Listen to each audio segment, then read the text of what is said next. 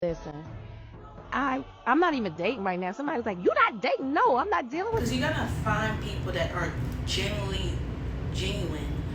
Some people will feel like, oh, I did this, I did that. Even someone who had approached me at this job, they think just because they gave me something to help me towards a bill, I owe them something. And they showed me they're completely lusty. This is why I don't take nobody serious at a workplace. Take a risk. Love Island, people was acting very weird due to the fact people are dating outside their race. You never know. People had very horrible experience dating a same race. And it's not their fault. Because just like a friend said, just because you was built so kind hearted and sweet, and it was the most realest shit, and I had my mom already said this to me, it was just being repeated back to me through a different person, was like, doesn't mean everybody's gonna be the same way. So you gotta be extra careful. You're not anybody. You're just not anybody. You gotta also understand, somebody's gonna look at your ex and be like, they're the prize. Going to settle for them. Going to love them. And you have to have that same confidence. If people could be shitty and find love, don't think there ain't no chance that you could find, there ain't no way you can't find love. Because everybody's falling in love, even you. I hate when people doing that trope. Everybody's falling in love, but not me or whatever. Like, we're not doing that pick me shit over here. And that's what I gotta say to y'all. Because it's just like, some of y'all will have good guy friends or good girlfriends that spoil you the way a lover should. And it'll even change your mindset. Like, why did I settle? Just don't do that. Sometimes people be like, oh, it's for peace.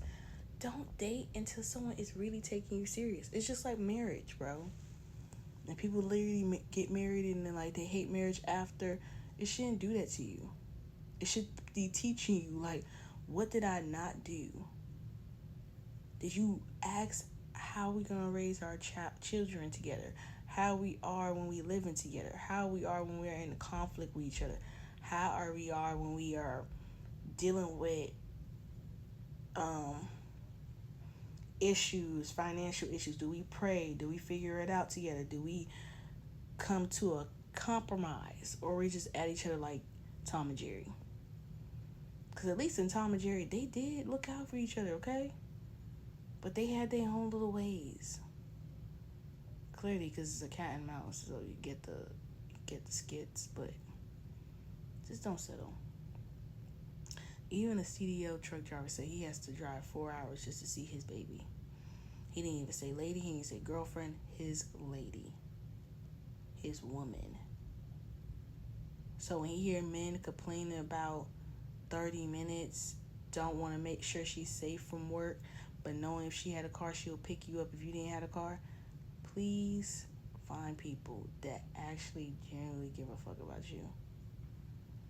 Not even the people that just generally give a fuck about you and then they talking shit, they give you this confusion, they make you feel like, do they fuck with you or they don't fuck with you, being like 1 minute nice, 1 minute like a sour patch. Stay the fuck away from them people.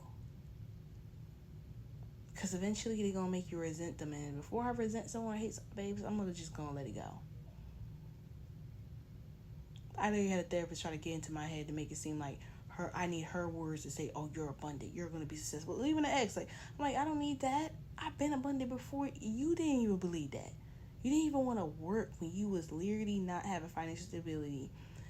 Even if your parents have $50,000, $40,000 saved, you're okay with asking somebody. And if there was a parent where, some people grew raised with their parents, they don't have to pay rent, their parents pay their bills, they will offer that to you.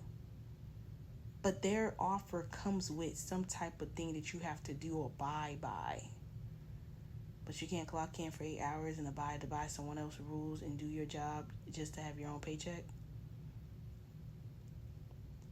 At the end of the day, I just let people be. Okay? That's what you gotta keep telling yourself. Every day you deserve the best. You deserve the best, you deserve the best, you deserve the best. Trust me. The men that hate you or the women that hate you is because they knew you came with boundaries and they knew you wasn't gonna tolerate their shit. Because everybody got that sibling that act like a spoiled, obnoxious brat that feels like someone's gonna tolerate this shit, and sometimes the family enable it. And you come across men and women that feels like you should stay with them no matter what they put you through. And the moment you show them something else and cut them off, they're shocked. They might be sad for a couple months, but I promise you they're gonna find somebody new. Cause yes, it's the woman and the man for the peace, because it's like when you grew up with so much chaos, it feels nice to be calm, have a regulating nervous system, to be able to work out and have fun and be around people that's loving and supporting. Because when you're around that good energy, you don't want to be around shitty ass energy. You don't want to be around someone that's drinking and smoking and not evolving and talking shit about their friend and then hanging with that friend. It's different if someone's venting because, this friend mistreat them and they need your input and advice. Because I used to do that. Like, should I cut them off?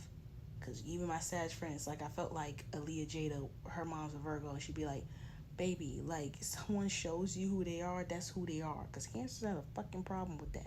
Even one of my Scorpio friend, I knew she was going to Jamaica, and I knew people was traveling. She literally said, like, when Scorpio loves deep, that's why she literally learned to stay to herself. They love deep.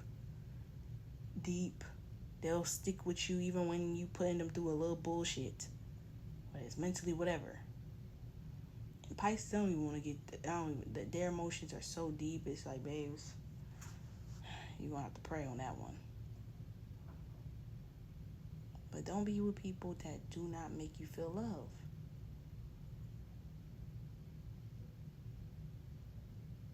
Like, I literally had men that would, I'm going to help you buy a car, I'm going to help you do this, and think they can mistreat me, or just because they have financial stability, I was going to stick through them.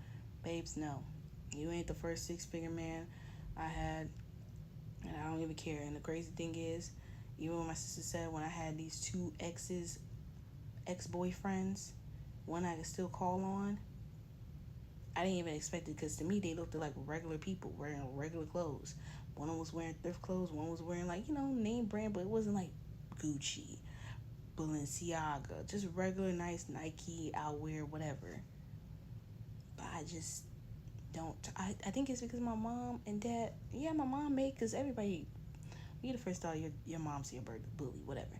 But it's like, my dad wasn't even like a mean guy, never raised his voice, never, like, now I think about it, he never did that. So it's like, I don't tolerate shit. And I even blocked him one time for pissing me off. Like, I don't know, it was a conversation we had. Like, I didn't even tolerate that. Like, my dad asking me for money and I already helped you, and then you trying to ask again. Like, and it's crazy. There was some men I helped and help. I just, and it's life lessons. It teaches. And eventually I unblocked him. Eventually. Okay? That's why I'm so cutthroat, because it's like, just how you have standards, that person that's toxic has standard, and they feel like you should be with them for good and bad and putting you through hell. You should have someone that treats you kind, be there for you during your highs and lows. And of course, couples are gonna argue, couples are gonna fight. Even somebody was trying to tell me that, like, oh yeah, but if someone don't argue or say they relationship is healthy, something's wrong. I'm like, to be honest, I really, hearing it out loud, I think that's toxicity, because he probably never had a healthy relationship. Even when this guy was very lusty, works here, just because he helped me with a phone bill, he was like, oh, do you get jealous? Like, why would I get jealous?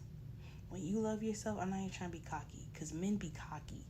When they love themselves, and then women saying, like, why you not jealous, or, double texting me, or why I can't go through your phone, they look at that as insecurity. When you love yourself so much, you don't need another person to tell you that. Even people, like, here, they'll say, like, I like when you say I know, or thank you. Because what else? It gotta be more to life than beauty in the outskirts. That's just flesh. That's how you can tell spot on that someone's a Jezebel or lusty. They should be getting to you. And if they're not stimulating your mind, baby, hey. I'd rather you grow old and alone with your good friend and happy family members that make you feel special and loved than be with someone just because you just want to be in a fucking relationship. That's all I gotta say. Like, comment, subscribe.